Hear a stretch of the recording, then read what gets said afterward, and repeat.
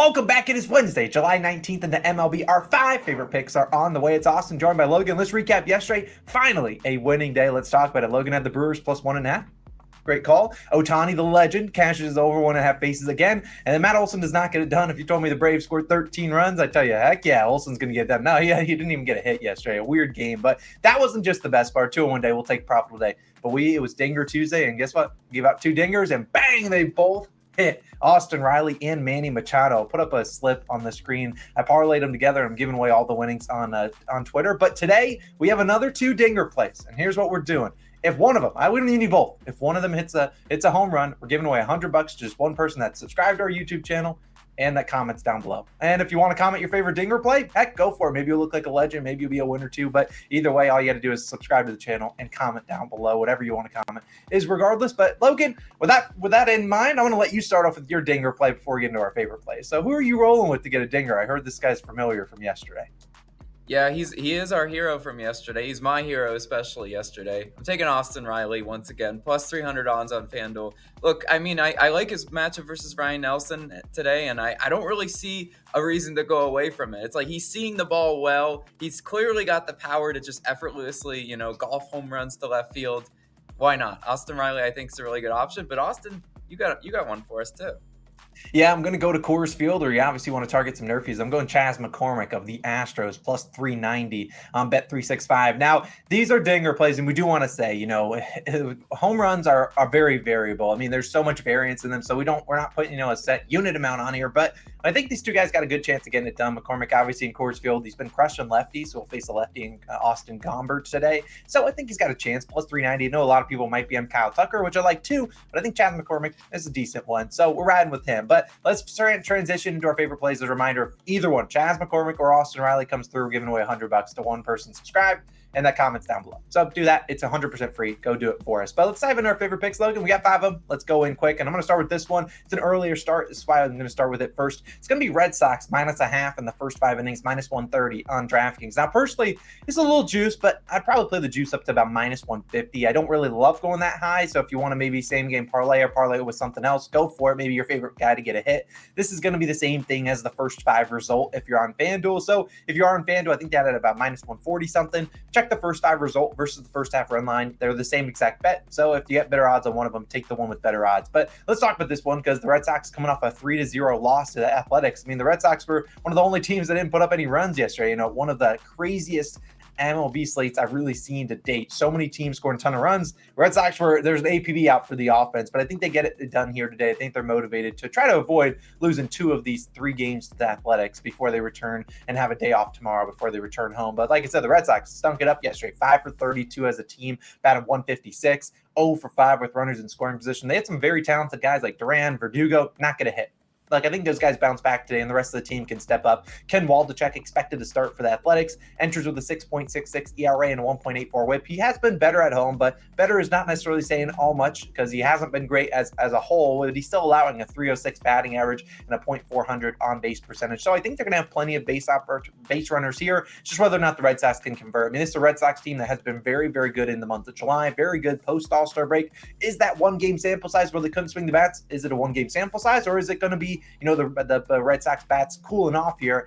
Hopefully it's the first one where it's just a 1 game sample size and they get it done today. Waldichuk probably not going to pitch too far into this game. If they want to bring in my man Hogan Harris, I welcome it right after it, but I really do think he's going to start and at least give up a run or 2. And then Brian Bayo, we're asking him to start pretty well, and he's been pretty good for the Red Sox. One of the best pitchers that I want to target on this team, 3.14 ERA and 1.20 WHIP. Has given up 8 hits in back-to-back starts. So not doing too well, but only 2 and 3 earned runs, been able to get out of those jams. And Bayo, normally if you're going to beat him, it's death by 1,000 paper cuts, getting a bunch of singles. And I don't trust this A's lineup from 1 through 9. A's 30th in batting average and OPS at home this year. Bayo 4th in the MLB in ground ball percentage at over 55% of the time. So maybe the A's get a guy on first.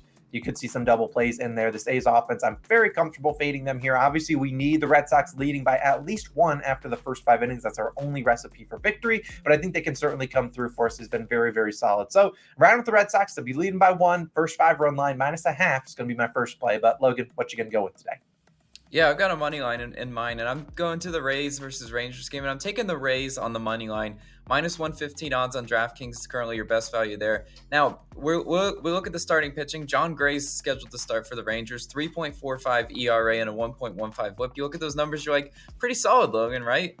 I mean, John Gray has not looked good recently. This 6.75 ERA and a 1.7 whip in his last 5 starts. Those are nasty, nasty numbers. He's going the wrong way. And I really think, John Gray's he doesn't really have it figured out. And he's facing a Rays offense that, yes, they've taken a dip as well. They're only hitting 207 this month versus righties. But in this matchup, something has to give. You've got a really struggling pitcher recently. You got a struggling offense.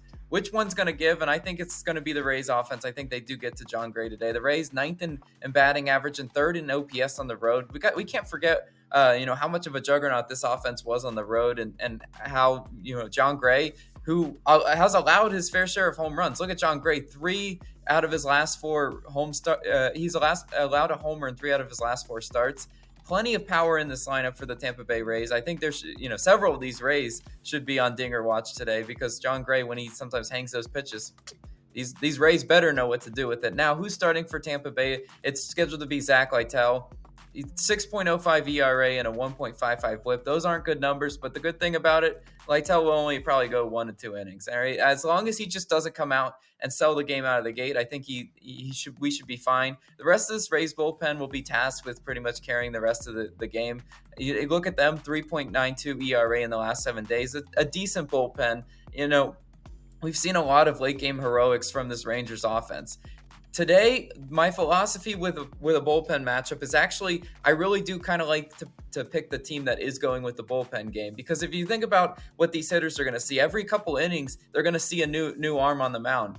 That usually does benefit the pitcher, because you don't get that third time through the order familiarity, and I think that's what we're going to see today. I think that's kind of how you not neutralize, but slow down this Rangers offense. Look at the Rangers bullpen, 2.87 ERA in their last 7 days. They've been really good recently. Kind of a surprise to me. But while they're improving, I'm still old enough to remember when they were just completely selling games left and right, especially to the teams like the Nationals. I see some vulnerability there still for the Rangers bullpen. I think the Rays do have the stronger bullpen. I think they carried them to victory today. So I'm going to go ahead and take the Rays on the money line. Austin, what else you got for us? Yeah, I got a pitcher prop, and I'm going to go to a different game. This is a later start, so those first couple were early starts. This will be a late 7 p.m. start. Late is, in quotation marks, because there's a bunch of early games today. But I'm going to Justin Verlander of the Mets, taking us under 2.5 earned runs, minus 110 on DraftKings. Now, for my FanDuel bettors out there, they're like, I can't find the earned runs prop. Yeah, it's because FanDuel doesn't offer them. FanDuel, you'll notice, as we always talk about, not really the best book for bet and player props, just because they don't really have a lot of variety there, and they don't really let you bet unders for really anything except for K props. But if you're on FanDuel, my pivot would be the Mets plus 1.5 in the first 5 and the under 5.5 runs in the first 5 innings. A same game parlay, that's minus 116. Now, personally, some people might say, can we pivot to the White Sox team total under? Personally, wouldn't. Why? Because, you saw yesterday, I don't trust that Mets bullpen at all. This Mets bullpen has been selling games left and right. They tried to sell yesterday when they're up 11-4, ended up winning 11-10, but it was sweaty if you had Mets money line. So I'd rather go to Verlander, just trust him to do his job and just go under 2.5 earned runs. Now, you look at Verlander entering this year, 3.72 ERA and a 1.23 whip. Really hasn't been a great year for him, but at home he's been very good and is very backable at home. 2.57 ERA and a 1.07 whip. You look at the road numbers, 5.18 ERA, 1.42 whip.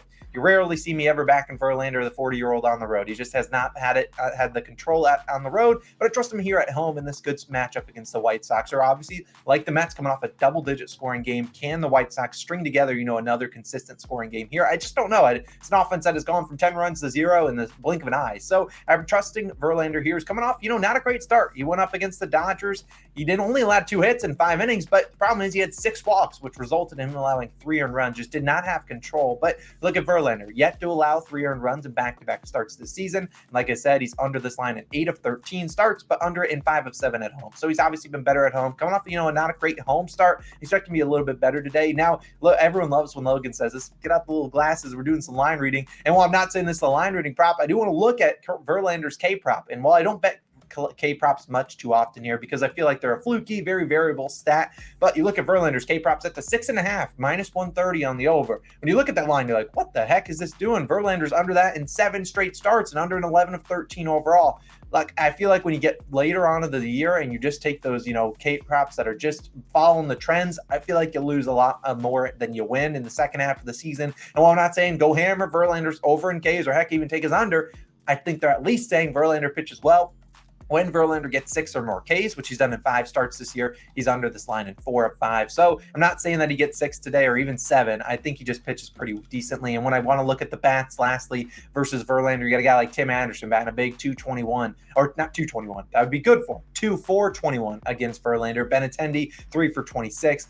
Andrew Vaughn, 1 for 7. Jimenez, 1 for 6. Only guy that's really seeing him well, Luis Robert Jr. is 3 for 3. So at the end of the day, they have 166 total plate appearances, a 21% K percentage, and a 232 expected batting average. I expect Justin to bounce back after a bad start. Maybe he's striking out a bunch of different guys. Either way, I don't really care how he gets it done. It could be a rain delay. It could be anything. It could go wrong or go right for us here. I like the under 2.5 earned runs for Mr. Verlander. I'll ride with that. But Logan, you got a second play. What's it going to be? Yeah, I'm going to a first 5 money line. I think this might be one of the first times we actually picked the first 5 money line. I'm taking the Blue Jays on the first 5 money line. Minus 120 odds on FanDuel is currently your best value. Now, the difference between a first 5 money line and run line is if they are tied through 5 innings, this bet is a push. Rather, if you took the first 5 run line, it would be graded as an L if you took them minus a half. So I do like the tie equity there, and I do like who's starting for the Blue Jays today. It's Jose Barrios. 3.41 ERA and a 1.16 whip. Jose Barrios, ground ball pitcher, which we do like to see. 14th in ground ball outs this year, 119 total ground ball outs.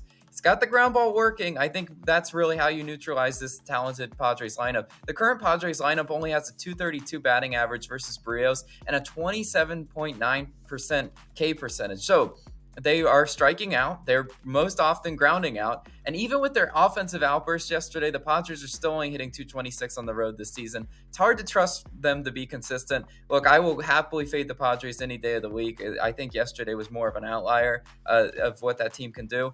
And I think the Blue Jays are going to provide Barrios some run support against Yu Darvish. Yu Darvish starts for the Padres. 4.65 ERA and a 1.26 whip. On the road, Darvish, not a really great pitcher this year. 5.52 ERA on the road. In his last performance, he had 9 Ks versus the Phillies. Absolutely cooked them. But he allowed 4+ earned runs in 3 straight road starts prior to that one. So we can't overlook that. I think he's a vulnerable pitcher on the road today, especially in this spot. Look at the Blue Jays. Several other hitters have seen Yu Darvish before. The Blue Jays have a 299 batting average against Darvish as a team. So they've seen him before, and he's challenging. Yu Darvish is a great pitcher. I'm not knocking him at all. But Toronto is going to provide him a challenge. Toronto's hitting 264 at home after the pathetic performance yesterday from the Blue Jays. Expect them to come out aggressive. And I think I'm not an MLB hitter, but if I were to attack Yu Darvish, you can't let him you can't just let him throw strikes and just sit back because he has too many pitches in his arsenal to just do that. You have to be aggressive. You kind of have to be first pitch swinging against Yu Darvish. And Toronto Blue Jays, if you're hearing me, that's kind of my opinion on how I would attack him. But what do I know? I'm just a guy. But I think the Blue Jays first 5 money line is a good bet to make in this one. But Austin, you've got one more pick, and it's a scene of the crime pick. Those are always my favorite. What you got? First off, I want to talk about when you're talking about a Yu Darvish analysis and you say the word "you," I feel like you're already a winner just because you made it through to the analysis for that one, because it's always weird talking about it. But I like the Blue Jays. Hopefully they get it done. Hopefully the boys step up. And yeah, you're right. Scene of the crime. But first, I know people might be asking, why aren't we taking Ohtani's over in bases? Look, when I looked at that, trust me, no one in the world wants to go back and run. Oh, no, I want to run it back. But it's like plus 160, and that is as suspect as odds come. Now, Ohtani is a legend, and he can do it himself, but I can't do it. I just can't look at that line and say, yeah, that line makes sense, absolutely. So I'll avoid him today, and instead I'll go back to the scene of the crime, our man, Matt Olson, over 1.5 bases, currently minus 120 on FanDuel. And I'm breaking a cardinal rule today by betting this on FanDuel because I normally tell you guys to avoid it. However, 2 things. Number 1, they have the best line by a long shot. Normally that's not the case, but they have the best line. The rest of the books are right around minus 135, which I'd still play it there. And number 2, Matt Olson has played in all 93 Braves games. Knock on wood, he plays today and doesn't pinch hit and screw us. And if it does happen like that, whatever. I'll take the L. But why are we running back Olson? Like I talked about earlier, guy went 0 for 3, and the matchup I was really targeting was against Zach Davies, who walked him twice. Now, the D-backs could come out here and just walk him again twice and say, screw you, Matt Olson. We'll let other guys like Austin Riley beat us. And if they want to do that, go for it, because we'll be giving away $100 to one of you guys out there that subscribes and comments. But more than that, I want to look at Matt Olson. I think he's going to get it done here today, because I was looking at his home run prop, which I don't mind today, plus 165 on BetMGM. Plus 165 is one of the worst values I've seen all year long. That's like going to Mexico City and taking an Aaron Judge prop when they're in Mexico. Like, that's just out of this world how bad that value is. I would not take it at plus 165, but I think there's a pretty good indicator that they're expecting a good day from Matt Olson, and I would never take him to just get a hit because it feels like when he gets a hit, they're all extra base hits. But let's talk about the matchup. He's going up against Ryan Nelson, who's going to start for the Diamondbacks. Now, look at his numbers, 4.98 ERA and 1.44 whip. What I do like, 74th percentile walk percentage. Please do not walk Matt Olson. Just throw the ball to him. I don't care if it's I don't care what you do. I'd rather Olson go 0 for 5 than go 0 for 3 with a couple walks here. And he's allowing a 287 batting average to lefties. Biggest thing, though, getting hit pretty hard by lefties. Allowed 52 hits to lefties, 26 of them extra base hits. So, look, a guy like Olson, normally when he gets the barrel on the ball, normally doing good things with it. Now, yesterday, obviously, he didn't do his thing. And if you were to actually look at his plate appearances against Nelson, he's seen him 3 times, 0 for 1 with 2 walks. So is that just a small sample size, or is that a Nelson trying to pitch around him? Hopefully, it's just a small sample size and Olson just gets some hittable pitches today because Zach Davies wanted to avoid him at all costs. I mean, Zach Davies threw him, I think he walked him on 5 pitches. So it was 4 balls and 1 strike. So at the end of the day, I don't think he gets walked a whole lot today. If he does, whatever.